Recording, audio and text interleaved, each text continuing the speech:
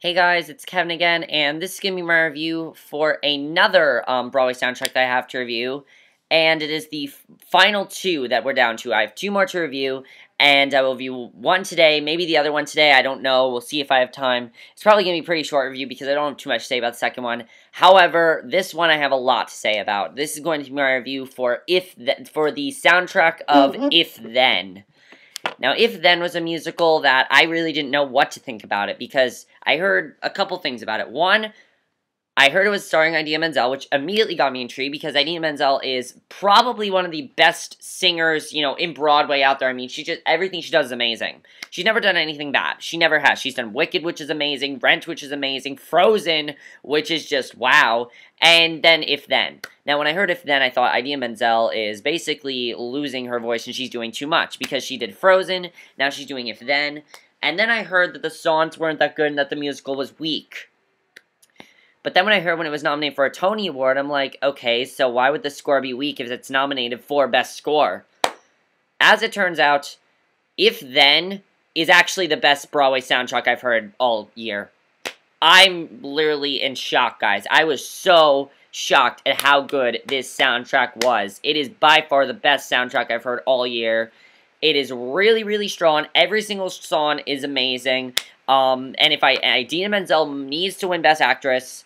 And it's just very, very strong, and I loved this whole soundtrack. I thought it was fantastic, and it's the only soundtrack that I've listened to, like, straight through, like, the whole time. Like, I listened to songs off of Aladdin, I listened to songs off of, A Gentleman's Guide to Love and Murder, I've listened to songs off, Violet, but not like I have with If Then. If Then is just such a great musical, and I love it.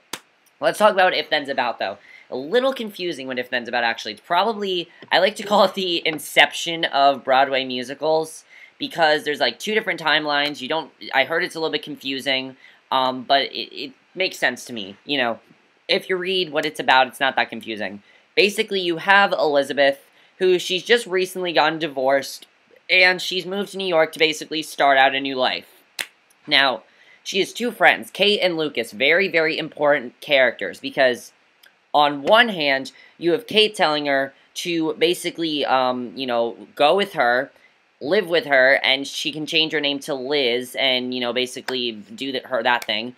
But then you have her other friend, Lucas, telling her to go with him, and go back to her college nickname, Beth. So, basically, she does not know what to do, so what she does for the rest of the musical, and what we see in the rest of the musical, is both of these paths, where they will take her, what's going to happen in both of these paths, and basically how one of these paths are going to turn out. Is one going to turn out good? Are they going to both turn out bad? What's going to happen in both these paths? And we don't actually see what her decision is. I think you pretty much figure out what her decision is.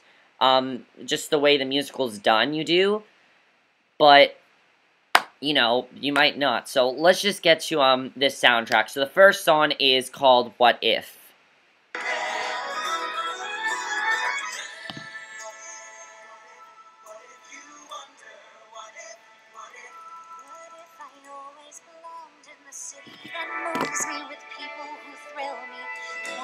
The mortgage, I left them behind me before they could kill me. The plan was just perfect. This song is amazing. It is a great way to start off the soundtrack. I absolutely love What If, and the reason I think I love it so much is because, one, it's her in both timelines singing about what would have happened if she went the other timeline, and then we see what would happen, and it's really cool the way they do this song. I mean, it must be really cool to see this on stage. I'll say that right now. I don't know if they do, like, half a stage. That would actually be kind of cool if they, like, I'd like to see a musical where they actually, like, have two different things going on at once. You, like, split the stage into, I don't know if that's possible, but that'd be kind of cool if that actually happened. I don't know, but, but this song is very, very strong. Idina Menzel sounds amazing as usual in this song, and I just think it's a really, really great opening number. It's really, really strong. So the next song takes place in, when she is with Kate in Liz's timeline. She's just met this man, Josh, and she does not want to be with him at this point, because she's like, no, I don't want anything to do with him, because she knows how her life with men has turned out, and she's saying no, but, she's trying to help her out. So the next song is called It's a Sign. Twice enticing, that's not chance nowhere. Universe has a message for you. And if you're smart, then you'll let it through. It's just a gentle shout, signal from above. It's plain to see, it's meant to be, they're destined for love. It's a sign. This song is, again, amazing. And why was LaShawne's not nominated for Best Featured Actress? She is amazing in this musical. Everything she does is amazing. And I think she is just so amazing in this song. Again, this is her telling Liz to go for this relationship and talk to this guy because he really likes her. And it's a really great song. I really love It's a Sign. It's a very, like, sort of sassy type of song. You can see a lot of sass that LaShawne's has. She definitely does have, you know, Kate, LaShawne's. They're both really amazing in that. And it's just so amazing. It's so good.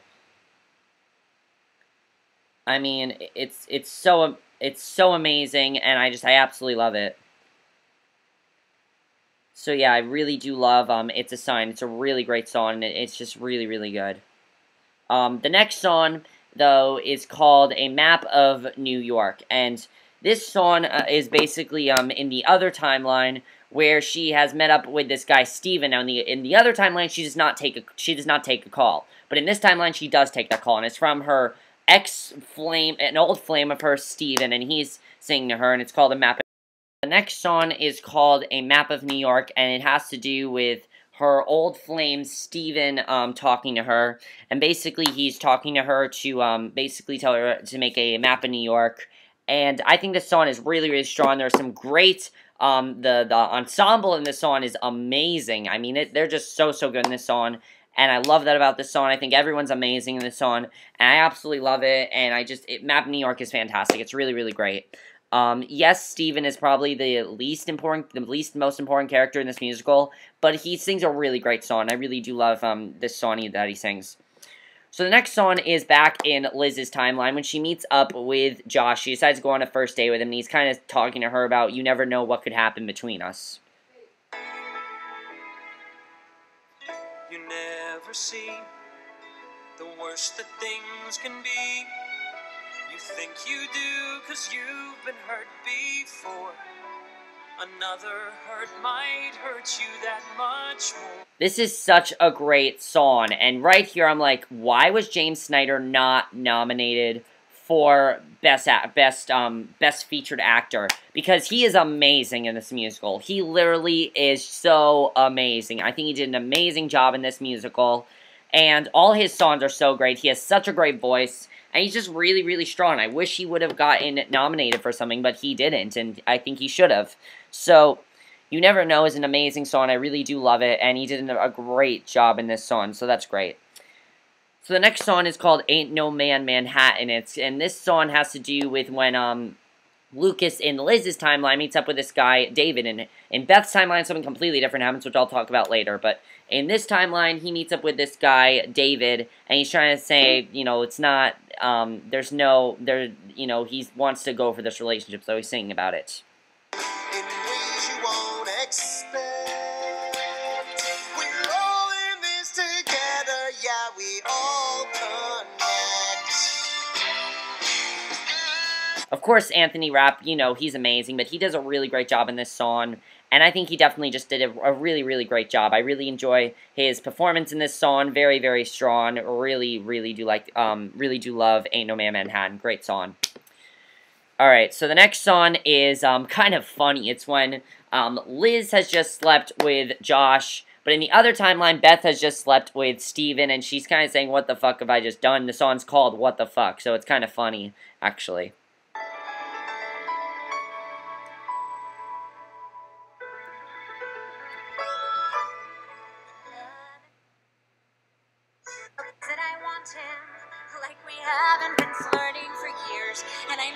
So yeah, this is kind of a funny song overall. I enjoy this song. She's kind of contemplating what to do here, if this is the right thing to do, if she's made a good decision.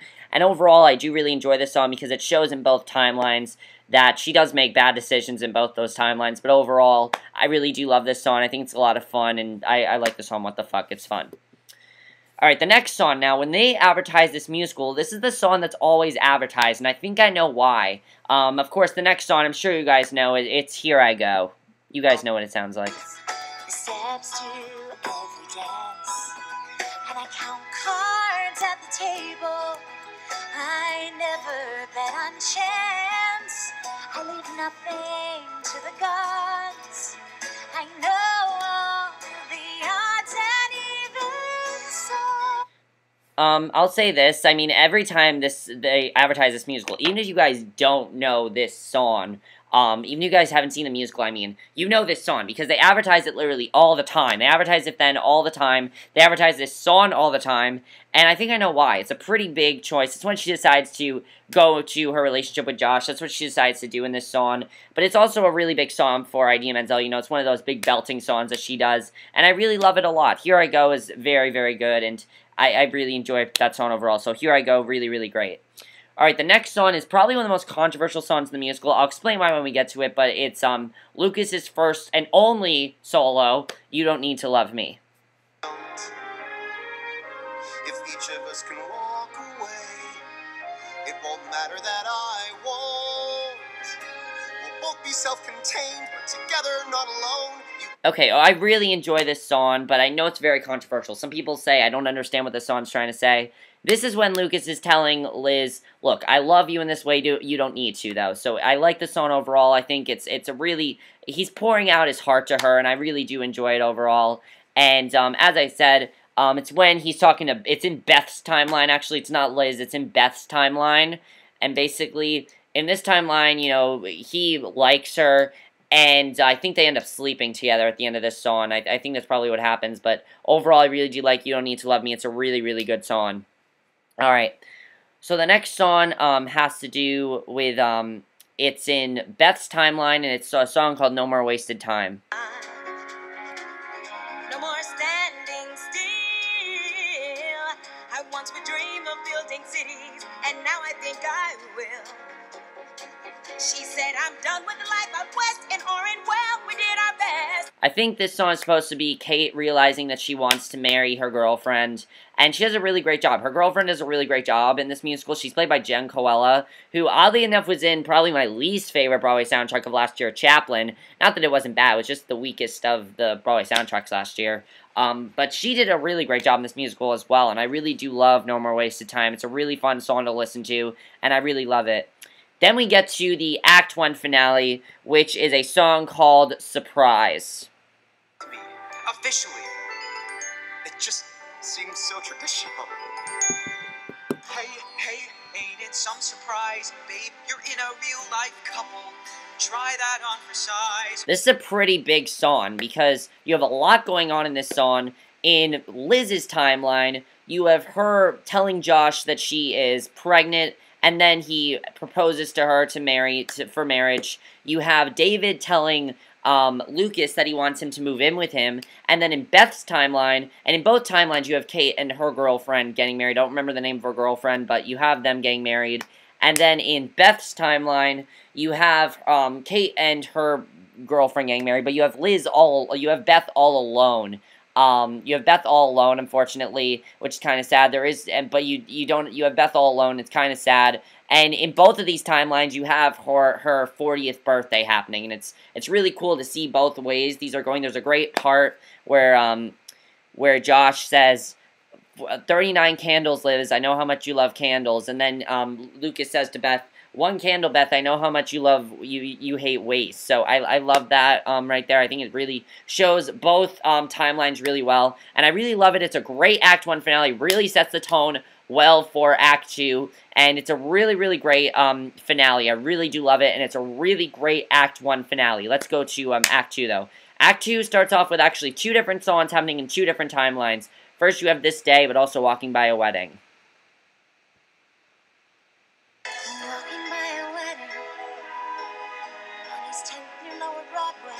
So in This Day, what you have going on is it's the double wedding between Kate, her girlfriend, and then Liz and Josh. You have that happening in that timeline. And the other timeline, you have Kate and her girlfriend getting married, but you have Beth all alone by herself, which is kind of sad. And it really shows both timelines really well. One's really happy, one's not so happy. And I like that about both timelines. So overall, this is a very good way to show both those timelines off, and I think they do a good job at doing that. So This Day / Walking by a Wedding, really, really great. Then you have another solo by Josh. This is when he has found out that that he wants to have, you know, he's realizing he's going to have a kid, and he wants to care for this kid, so he's kind of singing to the baby that Liz is going to have, and it's a really sentimental song. Now, kid, you did surprise me, though I know the facts of life. Wow, kid, it terrifies me just to say my pregnant wife. 'Cause, kid, I gotta tell ya. This is a great song because we also realize that his father was not so good to him, but it's also a really great solo from James Snyder. As I said, he's amazing in this musical, and he does a great job on this song as well. I think he's amazing on this song, and I really do love this song, Hey Kid. It's really, really great. Alright, the next song is probably one of the most, one of my favorites, definitely. Every song is my favorite in this, but it's a pretty big song because it kind of showcases the other timeline kind of well. It's kind of like a break the fourth wall type of song, kind of, because it's called Some Other Me. It's when Liz and Lucas are singing, I mean, Beth and Lucas, I always do that. Beth and Lucas are singing about, some other me, other lives they could have, and oddly enough, the lives they're singing about, are the lives that they have in the other timeline, so I kind of find that kind of funny, but here's Some Other Me.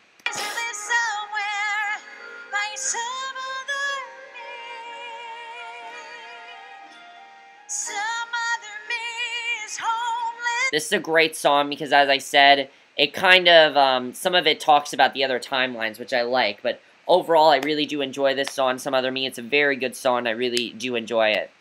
Alright, the next song is called Best Worst Mistake. It is, a solo between Lucas and his boyfriend, David.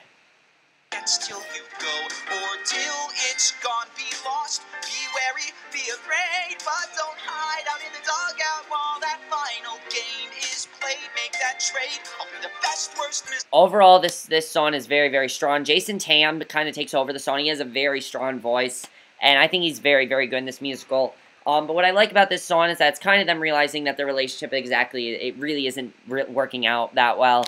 I do like this song overall because it kind of shows the different Lucases, and I like this song because they sound very good together, and I really do enjoy Best Worst Mistake. It's a very good song, and I just really, really enjoy it. So Best Worst Mistake, very good song. The next song, though, oh my god, this next song is amazing. I love this next song. This is when Liz realizes that Josh, by the way, is an army doctor. I forgot to say that. He's an army doctor, and he's being redeported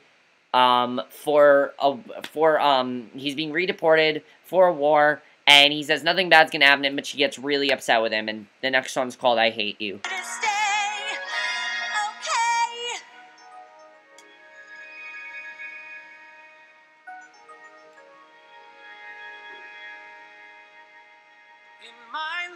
I haven't made that many promises. This is a really great song because it's a great duet from both of them, and unfortunately at the end of this song she realizes that Josh has died, which is really sad because that was the happy timeline, the other one was the sad timeline, and now it's kind of like they're both sad, and I like that overall. I like that they've done that, and overall, you know, this song's very, very strong. I think it's definitely probably one of Idina Menzel's best solos in this musical. Not the best one. We'll get to the best one in a second. But overall, I love this song. I think she did an amazing job with it, and it's one of the ones I am listening to constantly. Like, sometimes it's the first song I even play. I love it so much. It's so strong. It's a sad song. It's the saddest song in the entire musical, probably. But it's really, really strong. I really do love it. So, I Hate You is a really great song. Alright, the next song is called You Learn to Live Without, and it's another solo from Idina Menzel.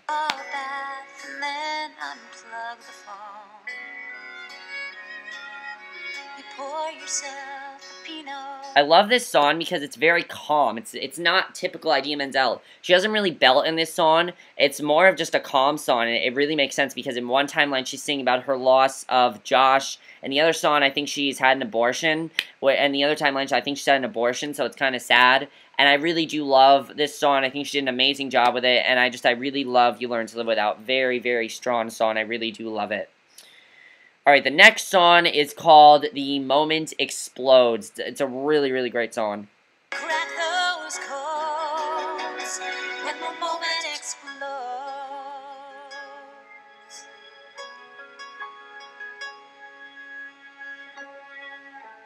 Staircase steps, the foot trips. This is a really, really great song. I really do enjoy it. It has some really great harmonies on there. It's about her on a plane, and she's kind of talking about her loss and things like that. It's a really good song, and I really do love The Moment Explodes. Very strong song. I really do love it. Alright, the next song is in the other timeline, the timeline that's now happy. Because now, Beth is very hopeful. You know, she's really, okay, I lost a kid, I'll get over it. She gets over it. And then she talks to Kate and her girlfriend, who are going through a hard time now. In one timeline, they break up, they don't get back together. In this timeline, though, Beth convinces them to get back together, and the song's called Love While You Can. It's nothing that you plan, but love when this world lets you love while you can. Very strong song. I think LaShawn's and Jen Coelho sound really great in the song, as does Idina Menzel. I love this song. It's really, really great. I know I keep saying I love every single song, but it's just the truth of this musical. I do. I love every single song. So Love While You Can, really, really great song.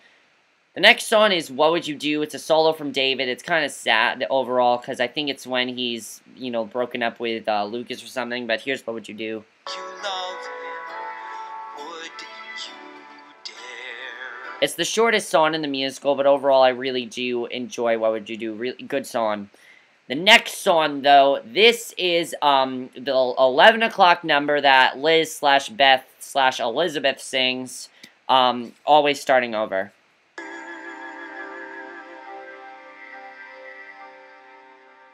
Thank you for finding me, and thank you for the care, and fuck you for making me think that this life might be fair. This is such a great song. Oh my god, such a great 11 o'clock number.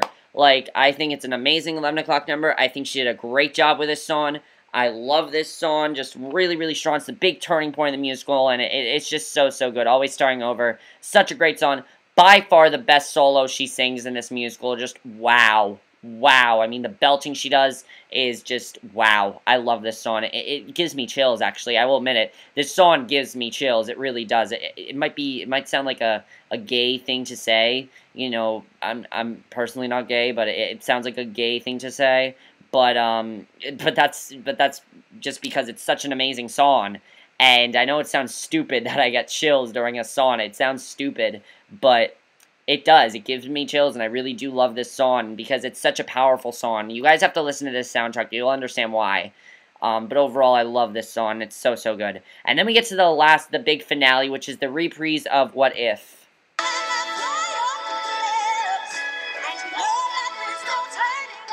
Now, surprisingly, in What If, in the other timeline, this is actually when she meets up with Josh. Now, I think if I were to choose what timeline she chooses, I think it's the second one because that's when the order's a little bit different, but I think the things that are supposed to happen in the other timeline happen in this one, but they're a little bit better in this timeline. So, I think in both timelines, the things are supposed to happen, but in one timeline, she doesn't take a phone call, and in the other timeline, she does. So, that makes a big difference.